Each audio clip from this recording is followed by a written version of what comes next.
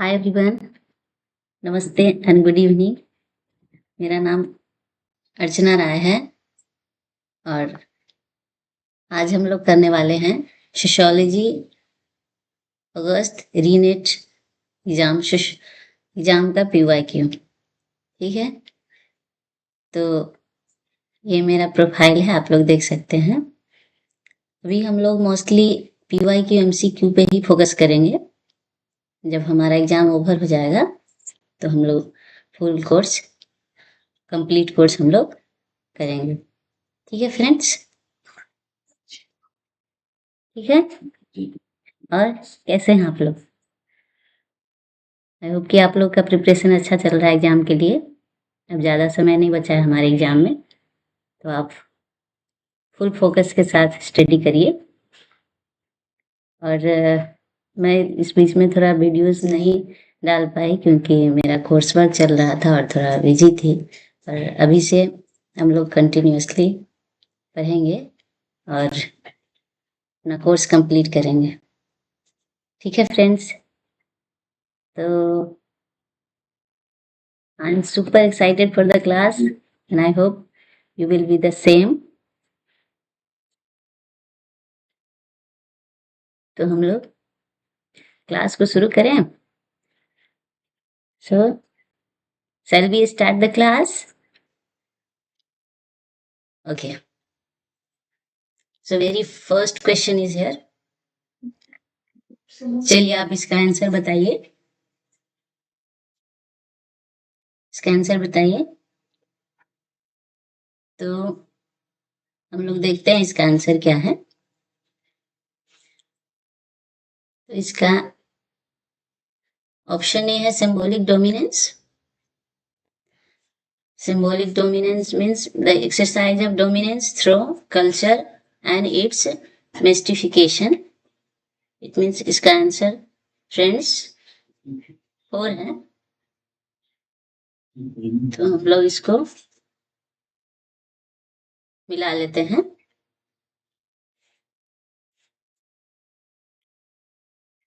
मैं ठीक कर देती हूँ इसका आंसर। सिंबॉलिक डोमिनेंस इसका हो गया आपको 2। इसके बाद सोशल रिप्रोडक्शन, सोशल रिप्रोडक्शन का 1, हैबिटस का 4, learn dispositions which lead people to behave in certain ways. So friends, ये पियरे बुल्लो का कॉन्सेप्ट है। उन्होंने इसे इम्बॉडीमेंट भी बुलाया है क्योंकि जो बिहेवियर हम लंबे समय तक करते हैं वो हमारा बॉडी का पार्ट बन जाता है, तो इसलिए इसको उर्दू ने इम्बॉडीमेंट भी कहा है।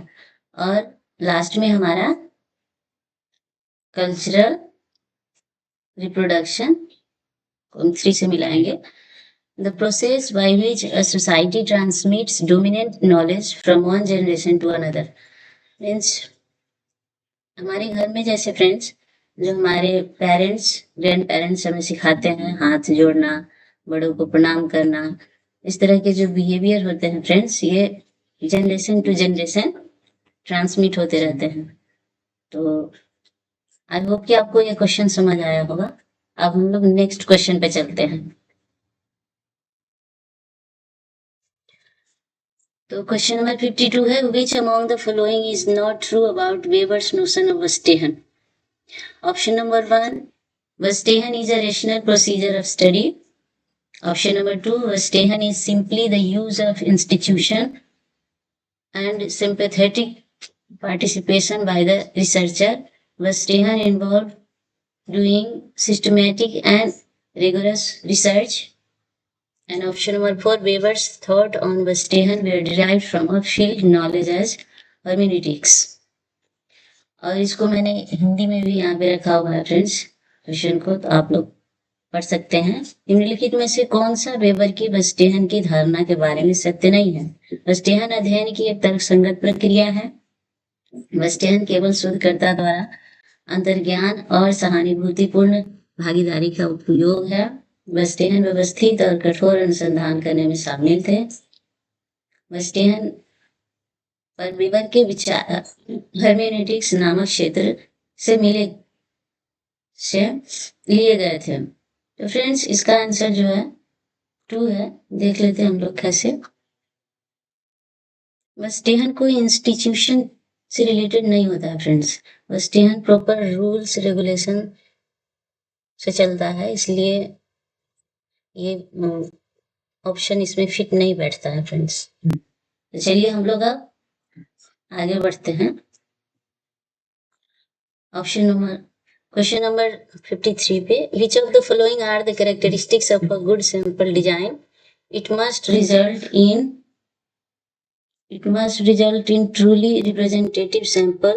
It must be such which result in a small sampling error. It must be viable in context of funds available for the research study.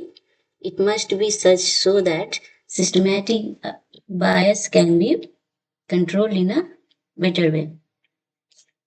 Friends इसमें जैसे आप देख सकते हैं कोई भी ऑप्शन इसमें निगेटिव नहीं है और सारे ऑप्शंस कहीं ना कहीं सही है। तो इसका जो करेक्ट ऑप्शन है फ्रेंड्स वो है 2। इसमें सारे सही है सैंपल डिजाइन से रिलेटेड, इसलिए इसका ऑप्शन नंबर 2 आंसर। चलिए अब हम नेक्स्ट क्वेश्चन पे चलते हैं। Question number 54, arrange the following regulations in the chronological order of their years of enactment. इसका आंसर दीजिए फ्रेंड्स। सबसे पहले Hindu women's separate residence and maintenance act. Option number B Parsi marriage and divorce act. Option number 3 caste disabilities removal act. And option number D Indian divorce act. E में है Hindu inheritance removal of disabilities act. तो friends इसका मैंने years भी लिख रखा है, तो मैं आपको बता देती हूँ। सबसे पहले है 1946, 1946, उसके बाद 1936, उसके बाद 1850,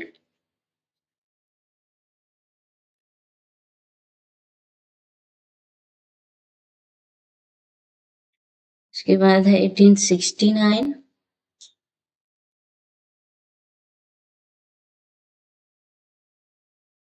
और लास्ट में 1928। 1928। ठीक है फ्रेंड्स, तो इस हिसाब से जो इसका आंसर बनता है वो है सबसे पहले आपको 1850 यानी कि ऑप्शन नंबर सी, उसके बाद 1869 ऑप्शन नंबर डी, उसके बाद 1928 मीन्स ऑप्शन नंबर ई, और फिर 1936 मीन्स ऑप्शन नंबर बी, और सबसे लास्ट में 1946 ऑप्शन नंबर ए। तो ये इसका आंसर है फ्रेंड्स। इसमें से कोई भी इसमें करेक्ट नहीं है ऑप्शन में, इसलिए मैंने अलग से आपको इसका आंसर बता दिया। आई होप कि आपको क्वेश्चन समझ आया होगा। तो हम लोग आगे बढ़ते हैं अब। The simplest possible measure of dispersion, which is defined as the difference between the values of the extreme items of a series, is called. चलिए इसका आंसर बताइए फ्रेंड्स। क्वेश्चन नंबर 55, इसका जो आंसर है फ्रेंड्स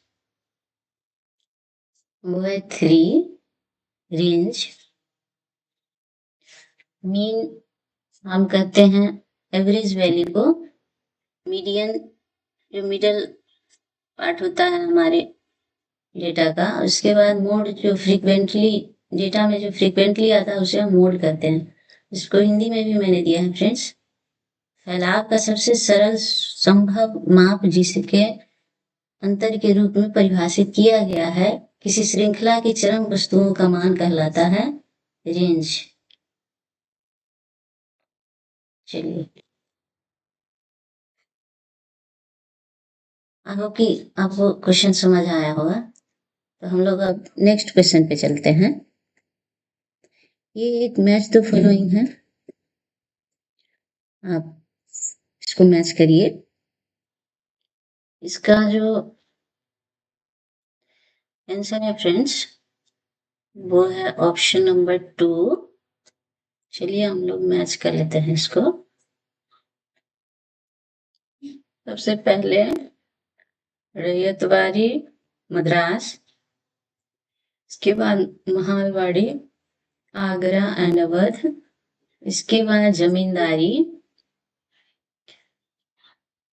बंगाल एंड उत्तर प्रदेश, और सबसे last में जागीरदारी princely states Rajasthan. चलिए, मैं इसका आपको एक निमोनिक भी बना के बताती हूँ फ्रेंड्स, जिससे आपको याद रखने में आसानी होगा। रैयतवाड़ी को हम लोगों ने मद्रास से मिला है, तो आप रैयत को भूल जाइए, आप इसको रोटी बना याद से याद रखिए, रोटी से। इसके बाद मद्रास को माँ कर लीजिए, तो माँ के हाथ की रोटी। इस तरह से आप लोग निमोनिक इसका बना के याद रख सकते हैं। इसके बाद है महालवाड़ी। तो आपको पता है फ्रेंड्स, आगरा में ताजमहल है और यहाँ पे महालवाड़ी है, तो आप आगरा का ताजमहल इस तरह से याद रख सकते हैं। जमींदारी का हम लोग नहीं कुछ बनाएंगे, इधर फिर जागीरदारी पे चलते हैं। तो जैसा आपको पता है फ्रेंड्स कि राजस्थान में बहुत सारे रजवाड़े होते थे, तो उनके बड़े बड़े जागीर होते थे। तो इस तरह से आप राजस्थान को जागीर से याद रख सकते हैं। तो होप कि आपको निमोनिक अच्छा लगा होगा। आगे बढ़ते हैं हम लोग। Question number 56। C Commander studied intensively the family structures and cultural life of Nagas. Which group of Naga did he focus in his study? Hindi में भी है फ्रेंड्स, पढ़ लीजिए और आंसर दीजिए। सी वान फोरियर हेमनडॉर्फ ने नागाओं की पारिवारिक संरचनाओं और सांस्कृतिक जीवन का गहन अध्ययन किया। उन्होंने अपने अध्ययन में नागाओं के किस समूह पर ध्यान केंद्रित किया? तो इसका आंसर जो है फ्रेंड्स वो 2 है। और मैं आपको बता दूं, ये आओ नागाज, थांकुल नागाज और अंगामी नागाज, इन सब पे जो जिन्होंने स्टडी किया है उनका नाम है J.H. हट्टन। आगे से अगर आपको फ्रेंड्स पूछा जाए तो आपको आइडिया होना चाहिए कि इन सारे ट्राइब्स पे कौन से सोशियोलॉजिस्ट ने स्टडी किया है। चलिए अब हम लोग आगे बढ़ते हैं। Question number 58। Arrange the following in chronological order of their publication. Option number A, Models of Democracy, 3rd edition by David Hales. Option number B, Understanding Social Movements, Craig Martin. Option number C, Political Ideologies and Introduction, 5th edition, Andrew Haywood. And option number 4, Power, a Radical View, Stephen Lukes. तो इसका जो answer है friends वो D है। वो देख लेते हैं कैसे। और इसका मैंने ईयर भी लिख के रखा हुआ है ताकि आप लोग को कुछ हेल्प हो जाए। तो सबसे पहला जो बुक है उसका ईयर है 2006। इसके बाद 2015 और इसका पब्लिकेशन ईयर है फ्रेंड्स 2012। एंड सबसे लास्ट में 2004। तो इस हिसाब से ये सबसे लेटेस्ट वाला है। तो आई होप कि आपको इससे कुछ हेल्प होगा। इतने ईयर्स याद करने की जरूरत नहीं है फ्रेंड्स, बस आपको ऊपर ऊपर से थोड़ा सा बस माइंड में रखना है कि हाँ कौन सा ओल्ड है कौन सा न्यू है बस।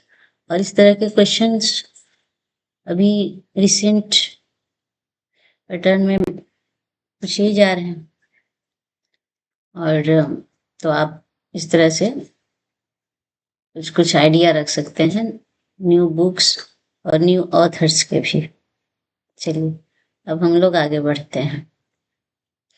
तो फ्रेंड्स आप कमेंट में बताइएगा जरूर इस टाइम पे क्लास लिया जाए लाइव, या किस टाइम पे आप जो भी आपका सजेशन हो आप बताइएगा प्लीज। तो हम लोग उसी टाइम पे पढ़ेंगे।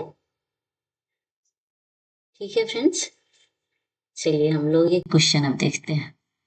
ये एक मैच द फॉलोइंग है, क्वेश्चन नंबर 59। तो ऑप्शन नंबर ए है मल्टीवेरिएट एनालिसिस। आपको आइडिया होगा कि ये आपको क्लस्टर सैंपलिंग का पार्ट है। तो हमारा आंसर मिल गया फ्रेंड्स। इसका आंसर ये है, ए का 3, बी का 1, बी का 1, इसके बाद सी का 4 और डी का 2, यानी कि टेस्ट ऑफ सिग्निफिकेंस का स्क्वायर टेस्ट। आप फ्रेंड्स एग्जाम नजदीक आ गए हैं, थोड़ा सा आप वर्ड पे भी ध्यान दीजिएगा, कौन सा सेंटेंस वर्ड मैच कर रहा है। जैसे टेस्ट ऑफ सिग्निफिकेंस यानी कि का स्क्वायर टेस्ट, टेस्ट और टेस्ट दोनों में है, तो आप इस तरह से थोड़ा सा भी दिमाग लगा के क्वेश्चन सॉल्व कर सकते हैं। जरूरी नहीं है कि आप सारी क्वेश्चंस के आपके आइडिया ही हो, कुछ आप कॉमन सेंस के थ्रू भी क्वेश्चन सॉल्व कर सकते हैं। इसके बाद है सेंट्रल टेंडेंसी। तो friends central tendency standard deviation नहीं होता है, यहाँ पे जो है ये गलत दिया गया है, लेकिन कोई बात नहीं, दूसरा ऑप्शन नहीं है तो हमें इसी के साथ जाना होगा। ये मेजर ऑफ डिस्पर्सन होता है सेंट्रल टेंडेंसी, ये नहीं होता। कार्ल पियर्सन का हो गया आपको फ्रेंड्स कोफिशिएंट ऑफ स्क्यूनेस। तो कि आप समझ गए होंगे क्वेश्चन। अब हम देखते हैं क्वेश्चन नंबर 60। 60 में अरेंज करना है, arrange the following works on family and intimate relationship in chronological order. सबसे पहला है friends A Sociology of Family Life, Deborah Chambers, Rethinking Family Practices, David G. H. Morgan, C में Families in Today's World, David Chill, D में है The Changing Experience of Childhood, C Smart, B Neil and A Wade। और हिंदी में भी यही है friends. मैं आपको सजेस्ट करूंगी बुक्स हमेशा इंग्लिश में याद रखें, हिंदी में ट्रांसलेट करने पर उसका मीनिंग बदल जाता है, इसलिए प्लीज बुक्स को आप हिंदी इंग्लिश में ही याद करिएगा। तो इसका जो आंसर है फ्रेंड्स वो हम लोग देख लेते हैं। इसका मैंने ईयर भी लिख के रखा हुआ है फ्रेंड्स, तो मैं आपको बता देती हूँ, थोड़ा सा आपको आइडिया हो जाएगा। ऑप्शन नंबर 4 है, सबसे पहले है इसका 2012, उसके बाद है 2011, इसके बाद है 2008 और सबसे लास्ट में 2001। ठीक है फ्रेंड्स, इसमें कुछ समझने वाला है नहीं, बुक्स के नेम है, क्रोनोलॉजी में डालना था। और ये इस टाइप के क्वेश्चंस काफी पूछने लगे हैं। ठीक है फ्रेंड्स, हम लोग आगे बढ़ते हैं।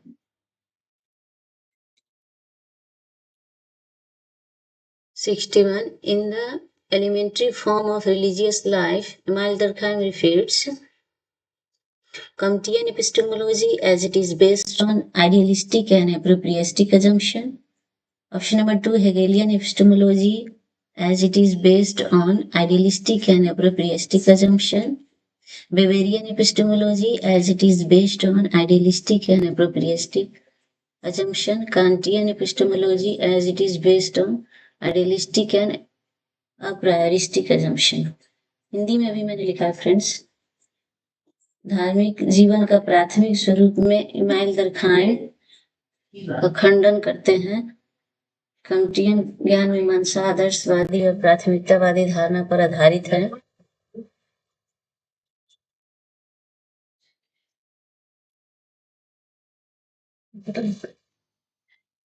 हेगेलियन ज्ञान मीमांसा आदर्शवादी और प्राथमिकतावादी धारणा पर आधारित है। वेबेरियन ज्ञान मीमांसा आदर्शवादी और प्राथमिकतावादी धारणा पर आधारित है। कांतियन ज्ञान मीमांसा आदर्शवादी और प्राथमिकतावादी धारणा पर आधारित है। फ्रेंड्स, इसका आंसर 2 है। हम लोग देख लेते हैं कैसे। बाकी ऑप्शंस तो सही है फ्रेंड्स। वेबर का तो दरखाइन क्रिटिसाइज नहीं कर सकते हैं क्योंकि ये इनके बाद आते हैं। और यहाँ पे जो लिखा गया है हेगेलियन, सॉरी ये ऑप्शन नंबर 2 नहीं है, मिस्टेक हो गया।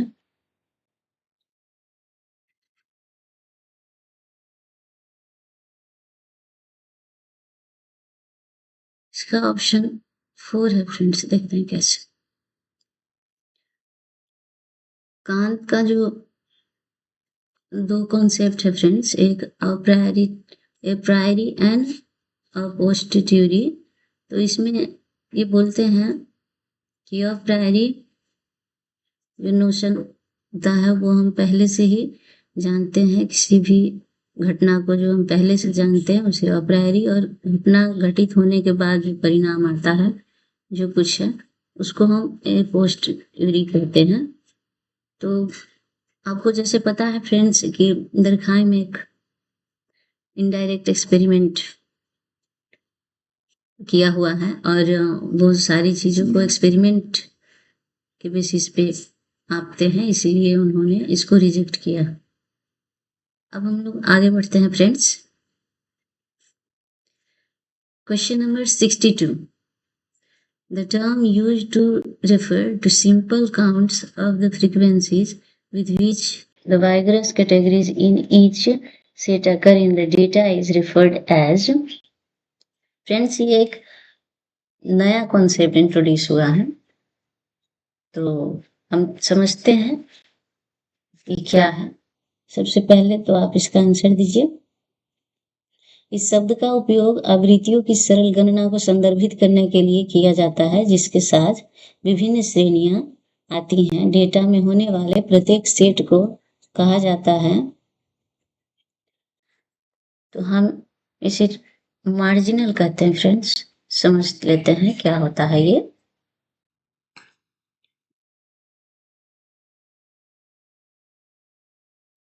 हम इसको इस तरह से समझ सकते हैं फ्रेंड्स। मैं कोशिश कर रही हूँ आपको थोड़ा सा आइडिया देने का। यहाँ पे जैसे मैंने लिख दिया मैन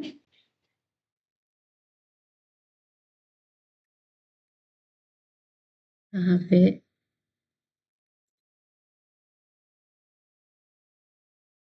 विमेन। सॉरी फ्रेंड्स, अभी मेरी राइटिंग को थोड़ा आप इग्नोर करिएगा, इतना अभी क्लियर नहीं बैठता इस पे।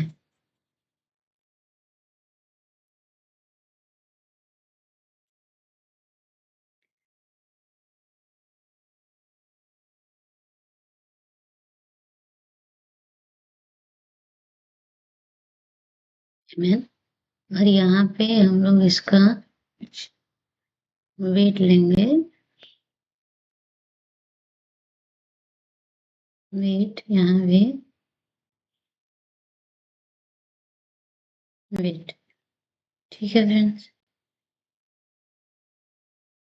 तो यहाँ हम लोग 100 लिख देते हैं, यहाँ 200, यहाँ 300, यहाँ 100 कर लेते हैं। और हम टोटल करेंगे फ्रेंड्स तो 200, 100, 300 और 3 और 1 400। इसको हम लोग ऐड करेंगे 700। तो कुछ इसी तरह का ये कॉन्सेप्ट है फ्रेंड्स, इसी को मार्जिनल कहते हैं। होप कि आपको समझ आया होगा। चलिए आगे बढ़ते हैं। अब ये फिर से एक मैच द फॉलोइंग है, लेकिन ये काफ़ी कॉमन बुक है फ्रेंड्स, इसको आप इजीली मैच कर सकते हैं। काफ़ी बार एग्जामिनेशन में आया हुआ है पहले भी। तो बताइए इसका क्या आंसर होगा। तो इसका जो आंसर है फ्रेंड्स वो है द रूलिंग क्लास, ब्रेटानो मोस्का की बुक है, यानी कि इसका ऑप्शन नंबर 2 करेक्ट आंसर है। इसके बाद बी का पॉलिटिकल पार्टीज, रॉबर्ट मिचेल्स की। सी का 4 मैच कर देते हैं फ्रेंड्स।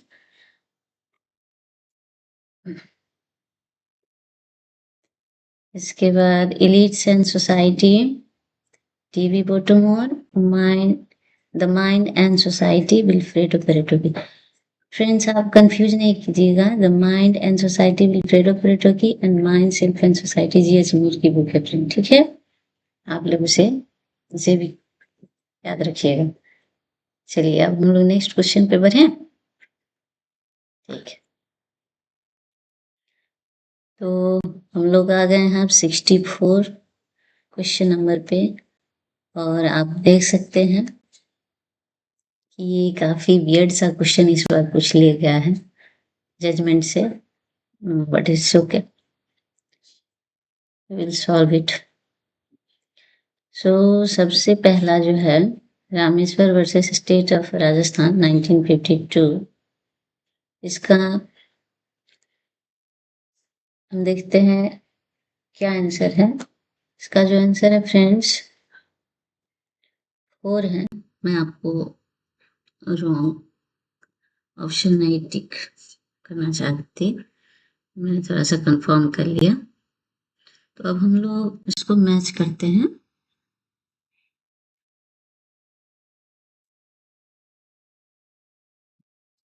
बी का 1, सी का 4 और डी का 2। तो इस तरह से ये मैच होता है फ्रेंड्स। पढ़ लेते हैं हम लोग। Rameshwar versus state of Rajasthan 1952, इसको दिया गया है, supreme court held that in case of rape and necessity of probation was to be treated only as a rule of precedence. इसके बाद Rafiq versus state of UP 1980, ये है supreme court held that the rape victim should not be rejected unless there are very strong evidence मैं इसको charge में लगा लेती हूँ जरा।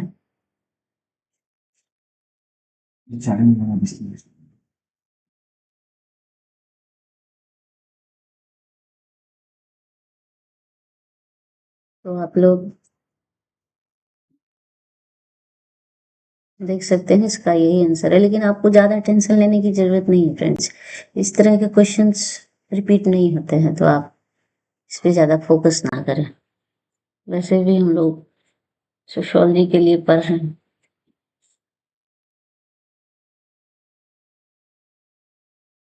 चलिए फ्रेंड्स, अब हम लोग क्वेश्चन नंबर 65 देखते हैं। तो ये एक अरेंज करना है इसको। Arrange the following sociological works on social stratification in chronological order of their publication. सबसे पहले है friend social class and stratification by B Saunders.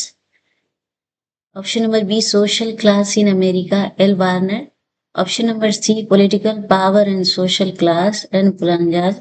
Option number D class and class conflict in industrial society by Ralf Dahrendorf. तो इसका भी मैंने date लिखा हुआ है फ्रेंड्स, मैं आपको बता देती हूँ। सबसे इसका जो आंसर है फ्रेंड्स वो 2 है।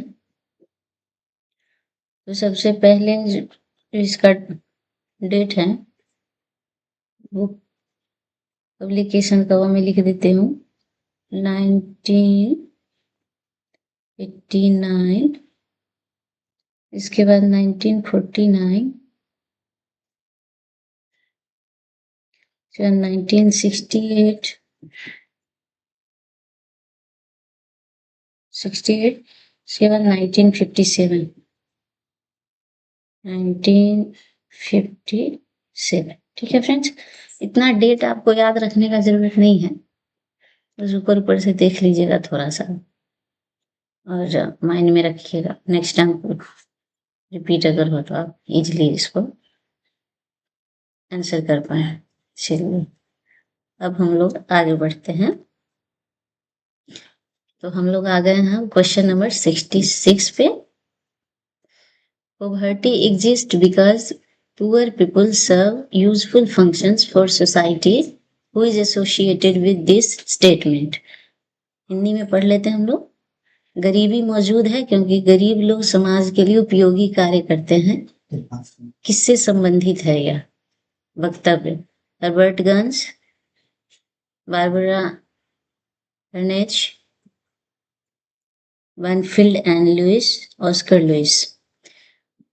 तो इसका जो आंसर है फ्रेंड्स वो 1 है। इसमें एक स्टेटमेंट है, कोटेशन है, जिसको आप याद रख सकते हैं। इसमें ज्यादा कुछ समझने वाला है नहीं। चलिए हम लोग आगे बढ़ लेते हैं। इस टाइप के 1-2 क्वेश्चन आपको हर बार मिल ही जाएंगे फ्रेंड्स। अब हम लोग आ गए हैं क्वेश्चन नंबर 67 पे। Which among the following is not true about the first generation cybercrime? Option number 1, use of computers to assess traditional type of offending. Option number 2, finding information on how to build weapons or bombs may be easier on the internet, but there have been and still are conventional sources available. Option number 3, first generation cyber crimes were hybrid traditional offense but within a new global network environment. Option number 4, drug dealers employ whatever forms of communication exist and even in the absence of computers would continue to buy or sell drugs. तो friends आप देख सकते हैं option number 3 के अलावा बाकी सारे सही है ऑप्शन। और ऑप्शन नंबर 3 में बोला गया first generation cyber crime were hybrid, ऐसा नहीं है फ्रेंड्स। ये फर्स्ट जनरेशन नहीं है, 21st सेंचुरी में ये हाइब्रिड और ग्लोबल नेटवर्क का कॉन्सेप्ट आया है, इसलिए ये ऑप्शन हमारा रॉन्ग हो जाता है। तो इसका आंसर ऑप्शन नंबर 3 है फ्रेंड्स। चलिए ओके, आपको समझ आया होगा क्वेश्चन। अब हम आगे बढ़ते हैं। Question number 68, a social science having as its main focus the study of the social institutions brought into being by the industrial transformations of the past 2 or 3 centuries. It involves a historical, anthropological, and critical sensitivity. Who has explained this? Again, एक quotation है friends, बताइए इसका answer क्या होगा। हम लोग हिंदी में भी पढ़ लेते हैं।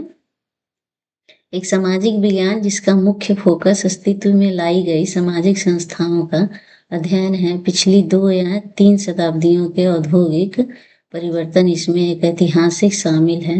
मानव शास्त्रीय और आलोचनात्मक संवेदनशीलता, यह किसने समझाया है? Edward Said, Michel Foucault, Manuel Castells, Anthony Giddens. Friends, इसका आंसर जो है ऑप्शन नंबर 4 है, क्योंकि सोशियोलॉजी, सोशल इंस्टीट्यूशंस, ये जितने भी कीवर्ड है फ्रेंड्स, वो सारे रिलेटेड है हमारे एंथनी गिडेंस से। और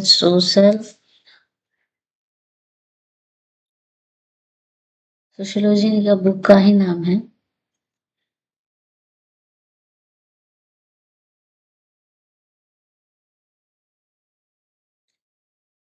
तो इसलिए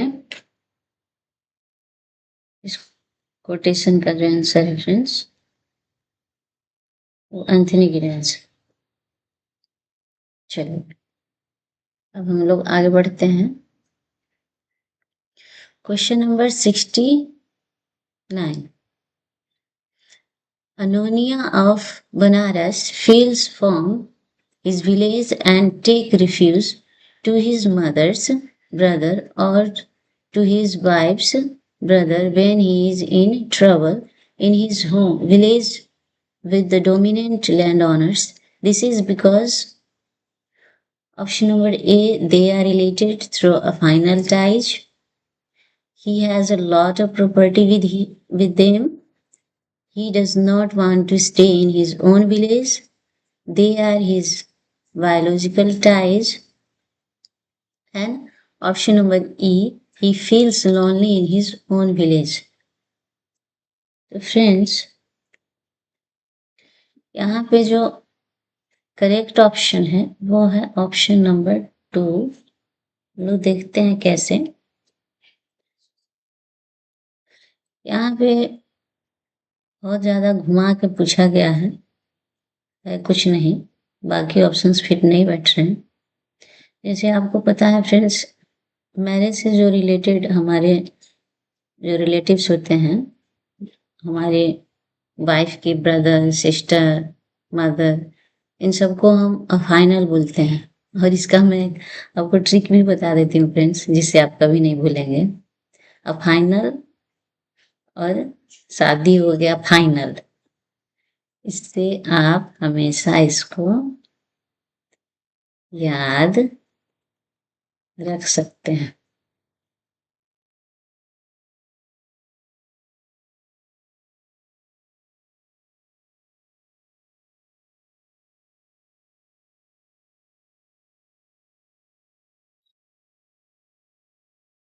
तो एक हमारा होता है फाइनल और एक कंसेंगुइनल।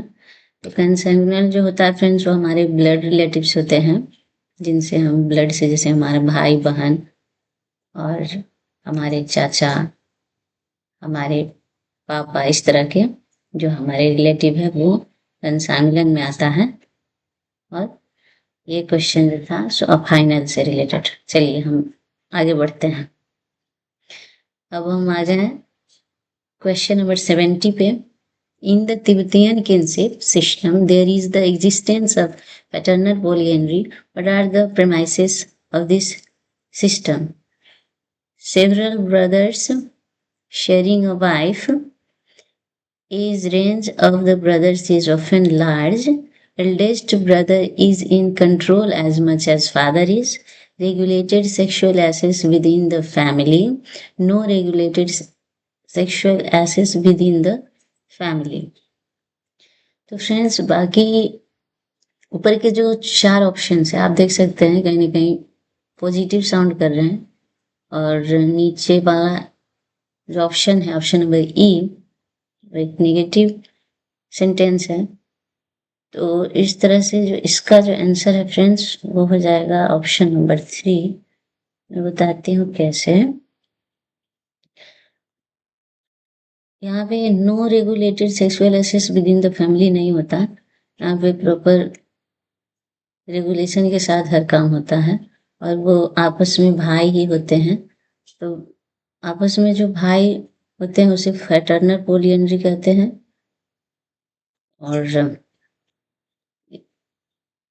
जो सिस्टर्स से शादी होता है फ्रेंड्स, उसको हम लोग सरोरेट कहते हैं। यहाँ पे भाइयों के लिए पूछा गया है, तो ऑप्शन नंबर 3 इसका करेक्ट ऑप्शन है। चलिए फ्रेंड्स, हम लोग आगे बढ़ते हैं। तो हम लोग अब आ गए हैं और क्वेश्चन नंबर 71 पे। A social structure that organize the residence and activities of people in physical space is known as group, community, society and association. Hindi में देख लेते हैं।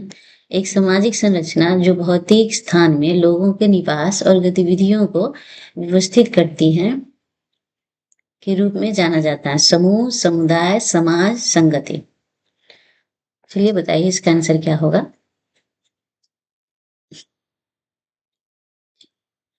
आई होप कि आप लोगों ने बता दिया होगा आंसर क्या होगा। इसका जो ऑप्शन करेक्ट ऑप्शन है फ्रेंड्स, वो है कम्युनिटी। यहाँ पे कम्युनिटी का एक प्रॉपर स्ट्रक्चर होता है, ऑर्गेनाइज होता है, और वहाँ पे जो भी मेंबर रहते हैं वो सारे फिजिकली प्रेजेंट रहते हैं, एक दूसरे के साथ इन्वॉल्व रहते हैं। तो ये सारे जो फीचर्स है फ्रेंड्स, वो कम्युनिटी के फीचर्स हैं, और इससे रिलेटेड क्वेश्चन कई बार आ चुके हैं फ्रेंड्स, तो आप इसको याद रखिएगा। चलिए हम लोग आगे बढ़ते हैं। क्वेश्चन नंबर 72 कार्ल से क्वेश्चन आ गया फ्रेंड्स। तो ये जो क्वेश्चन क्या बोल रहा है देख लेते हैं हम लोग। Karl states that idea emerge from specific sectors of the social world. Therefore, ideas can be referred as inherently limited, one-sided, and distorted. Option number 2, not limited, inherently multi-sided, and distorted. Option number 3, inherently limited, one-sided, and not distorted. Option number 4, inherently limited, multi-sided and distorted. तो friends हम लोग इसको हिंदी में भी देख लेते हैं। Karl मेनहाइम का कहना है कि विचार सामाजिक जगत के विशिष्ट क्षेत्र से उभरता है, इसलिए विचारों को के रूप में संदर्भित किया जा सकता है। स्वाभाविक रूप से सीमित, एक तरफा और विकृत। स्वाभाविक रूप से सीमित नहीं, बहुआमी और विकृत। स्वाभाविक रूप से सीमित, एकांगी और विकृत नहीं। स्वाभाविक रूप से सीमित, बहुआमी और विकृत। तो फ्रेंड्स इसका जो आंसर है वो ऑप्शन नंबर 1 है। वो इसलिए क्योंकि हम सभी के अपने पर्सनल ओपिनियन होते हैं। अधिकतर किसी का ओपिनियन किसी से मैच नहीं करता जल्दी, सबके अपने अपने पर्सनल ओपिनियन होते हैं। हम अपने तरह से सोचते हैं, कोई अपने तरह से सोचता है। किसी चीज को हम गलत समझते हैं और वही चीज किसी के लिए सही होता है। तो इस तरह से हमारा जो विचार होता है फ्रेंड्स, वो पर्सनल होता है और वो वन साइडेड ही होता है। आप उसको किसी पे थोप नहीं सकते। तो इस तरह से कार्ल मेनहाइम आइडियोलॉजी की बात करते हैं। उनका बुक का नाम है आइडियोलॉजी एंड यूटोपिया। इसमें उन्होंने इन सारी चीजों की डिस्कस की है।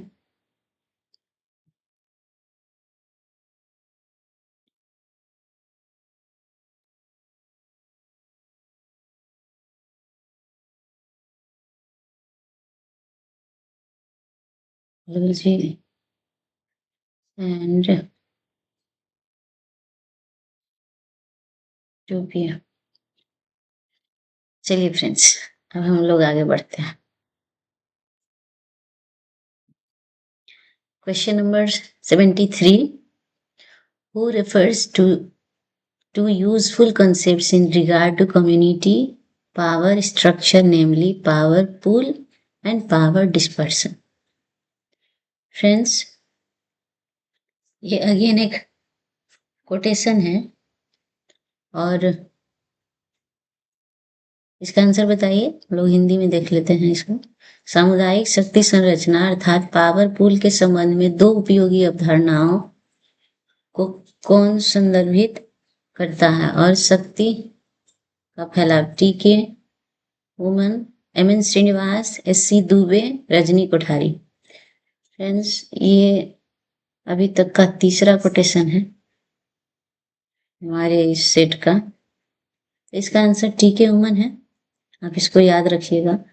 इसमें कुछ समझने वाला ज्यादा है नहीं, आप इसको बस याद रखिएगा, कभी फिर पूछा जाए तो आप आसानी से इसको अटेम्प्ट कर सकते हैं। चलिए हम लोग आगे बढ़ते हैं। अब जो क्वेश्चन है फ्रेंड्स, वो है match the following. Match the following मुझे पर्सनली बहुत अच्छे लगते हैं फ्रेंड्स क्वेश्चन, क्योंकि इसमें अगर आपको एक भी आता है तो आप आसानी से सभी को मिला सकते हैं और आंसर निकाल सकते हैं। इसलिए ये काफ़ी अच्छा लगता है मुझे इस टाइप के क्वेश्चंस। चलिए हम लोग इसको मैच करते हैं। वर्चुअल कम्युनिटीज हैं हावर्ड एंड गोल्ड की, तो इस हिसाब से हमारा आंसर 1 होगा। और सर्विलेंस सोसाइटी डेविड लियोन की, लोग मैच कर लेते हैं इसको।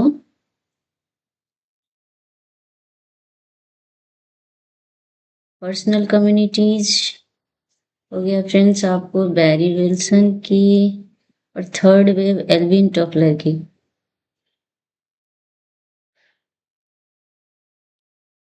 तो आप इस तरह से इसको मैच कर सकते हैं। काफी कॉमन बुक्स है, इसमें आपको अगर कुछ न्यू लगे, जैसे आपको पर्सनल कम्युनिटीज वेरी विल्सन, तो आप अपने नोट्स में ऐड कर दीजिएगा प्लीज, ताकि आपको आसानी हो नेक्स्ट टाइम से। चलिए हम लोग अब नेक्स्ट क्वेश्चन पे चलते हैं। ये काफी लंबा क्वेश्चन है और देखते हैं क्या है इसमें। Which of the following premises are the characteristics of the theater branch of interactionism? Option number A focuses on those that involve making a hero impact in a particular social scene, manipulates for expressions. Option number B emphasizes the process of impact management rather than the objective or goal toward which the action is directed. Option number C focuses on goal orientations and specific structures that underline different forms of interaction creates. Option number D emphasizes the nature of interaction itself rather than the built, maintained and transformed structures.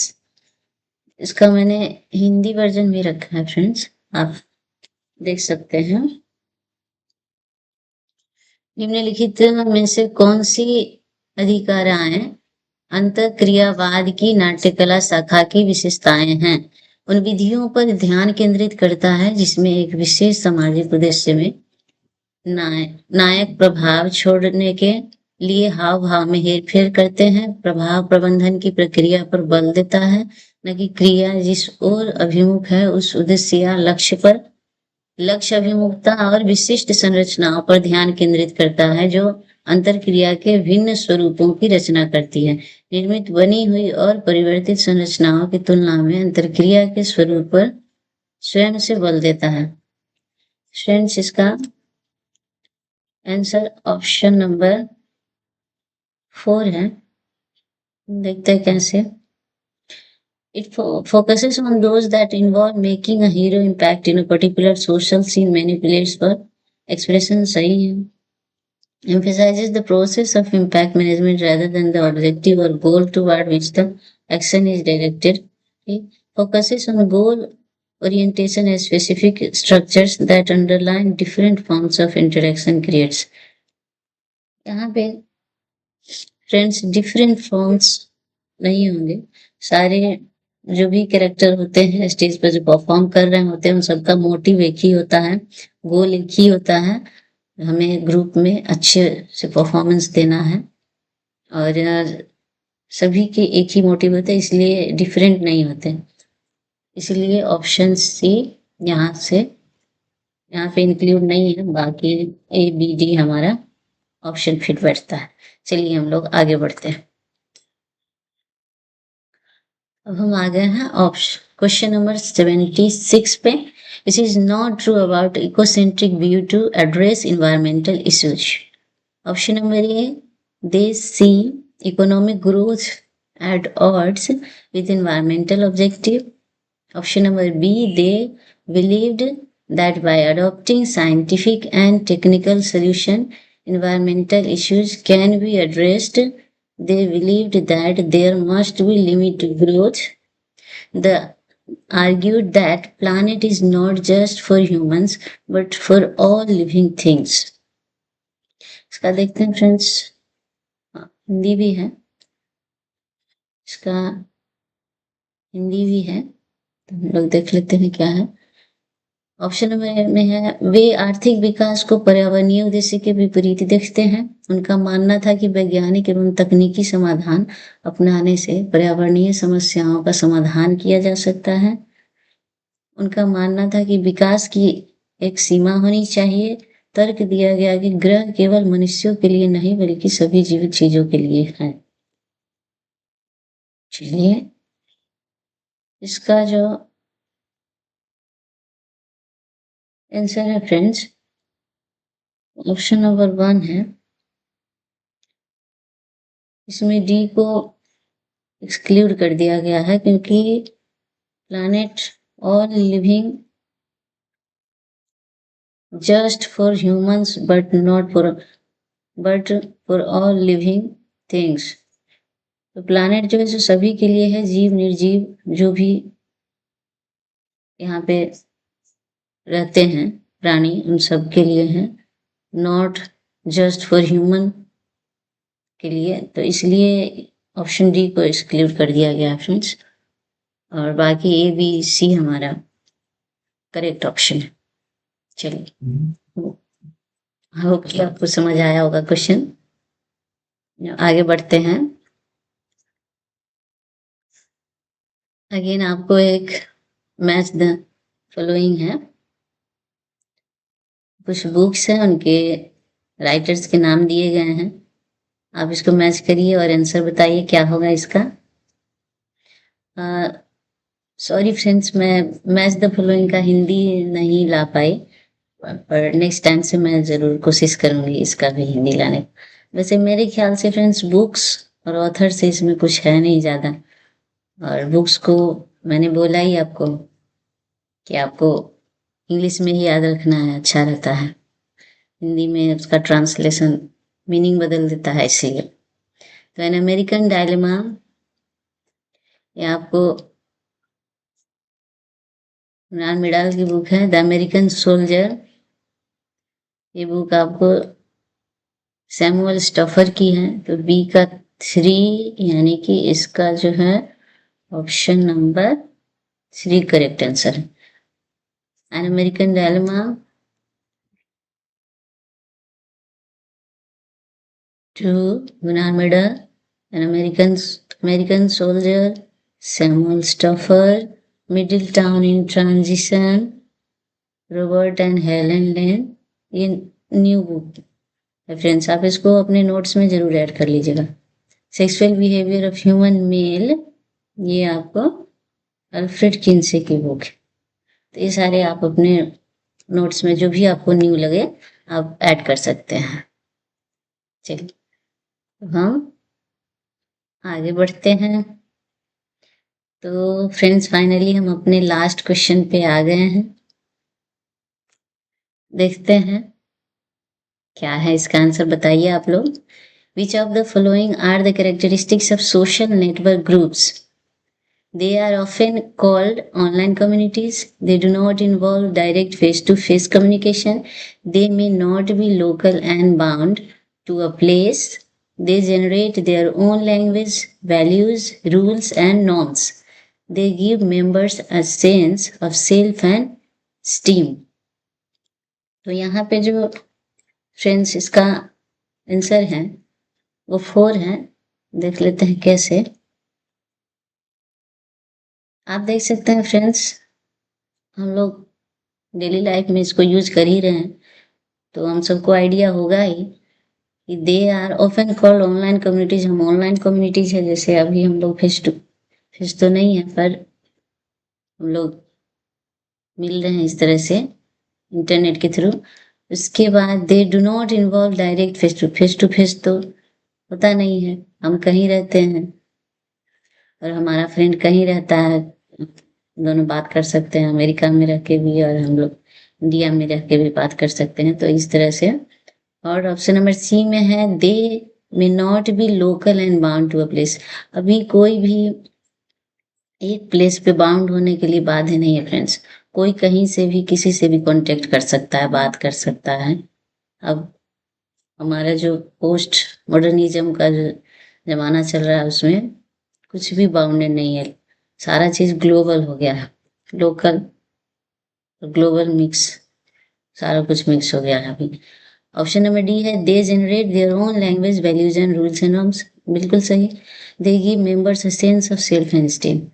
तो इसमें सारे option ठीक है। और एक बात मैं और आपको कहना चाहूंगी फ्रेंड, आपको अगर कुछ समझ ना आए, आप अगर कंफ्यूज हैं क्वेश्चन सॉल्व करने में, तो जो सारे ऑप्शन जिस ऑप्शन में हो 1 2 3 4 जिसमें भी हो सारे ऑप्शन, आप उसको टिक कर दीजिएगा। 90% चांस है फ्रेंड्स कि आंसर करेक्ट ही होगा, क्योंकि यहाँ पे कुछ जो भी इंटीरियर नया डालता है, इंट्रोड्यूस करता है, वो हमारे जानकारी के लिए डालता है, जिससे हम इससे चीज से अवेयर हो सके। तो आप इसको ऑल ऑफ द अबव करके भी समझ के उसको आप टिक कर सकते हैं। तो फ्रेंड्स आज के लिए इतना ही। अब हम लोग मिलेंगे नेक्स्ट क्लास में। क्लास आपको कैसा लगा बताइएगा जरूर, अपना फीडबैक जरूर दीजिएगा और मन लगा के पढ़ते रहिए, सब अच्छा होगा। ओके, और सारा कुछ अच्छा ही होने वाला है आप एग्जाम के लिए। All the best. Thank you. Bye. Good night.